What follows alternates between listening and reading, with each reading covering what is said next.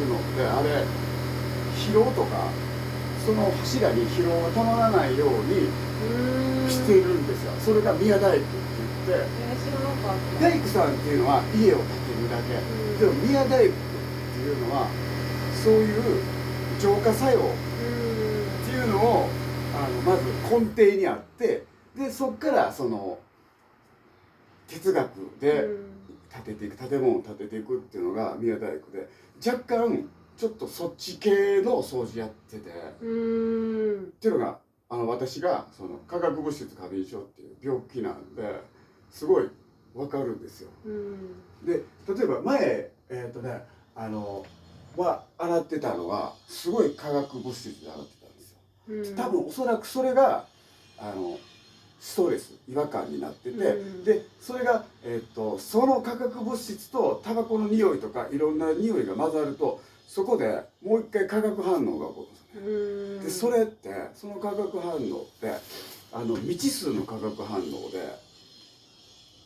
科学で証明できないんですよ。そこまでいっちゃうややこしくなってすぎて。でもそこが人間にとってっていうか環境にとってすごいストレスになったりするんですよ。ただタバコだけとかだと意外とストレスなかったりするんですけど、そこにいろんな例えば紫外線が当たったりとかですごいいろんな化学反応をしてて、でその過程でいや嫌やなとかっていう結局嫌やっていうのはストレスなん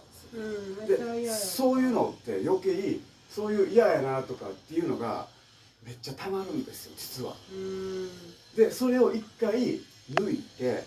でこのね抗菌コートって言われてるのって実はそういう日頃のストレスとか、まあいいことも悪いこともそうなんですけど、光もそうなんですけど、いろんな音もそうなんですけど、物って吸収したりするんですよ。でそれが蓄積していくんですけど、それがこう吸収しにくくなるものが抗菌コート。じゃあそのリセットした状態を保ちやすくなる。そうです。イエイ。でそれをちょっとでもスペックを分かってたら、より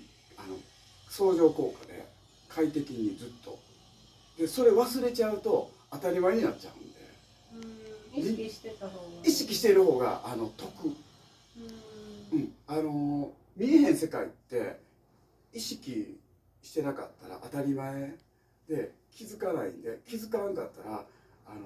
意外と取りこぼしてるところが多くて、それ意識してたらもっとなんかラッキーな感じになってんのに日々気づかへんからずっと取り逃してる。で人間ってやっぱりでもこういろんな教えとかがあってちょっと気分が良くなったり、いいことがいっぱい起こるとそういうところに意識がいって、あめっちゃいいわとかってテンション上がったり下がったりするでしょ。それがそういう見えない世界をちょっとでも意識してたらずっとこうラッキーがこう続くっていうか、そしたらいいことが起こるっていうより悪いことが起きにくいっていう現象になっていくんで、ほんまたかだかエアコンの清掃なんですけど、そこまでちょっとだけ意識したらすごい物の見方とかそのお金の使い方、結局町の掃除屋さんで頼んでもお金ってかかるじゃないですか。でうちってちょっと高いんですよそこより。でもじゃあなんで高いのって言った時に、いやお金の使い方なんですよつって、そういうところにお金を使うことによってまた自分の相乗効果になっていく。日々のその悪いことがちょっとでもこう軽減されると人間ってストレスなくなってきて、でストレスなくなると脳がめっちゃ働くんですよ。そしたら面白い発想とかひらめきとかがピュッピュッて降りてきたりするんで、できたらそういう時にそこに情熱をこうつぎ込んだってください。そしてまたいいことがいっぱい起こってくるので、そういうコンセプトでお掃除やってます。ラッキー。やつラッキー。ラッキー。これが守ってくれてるんや。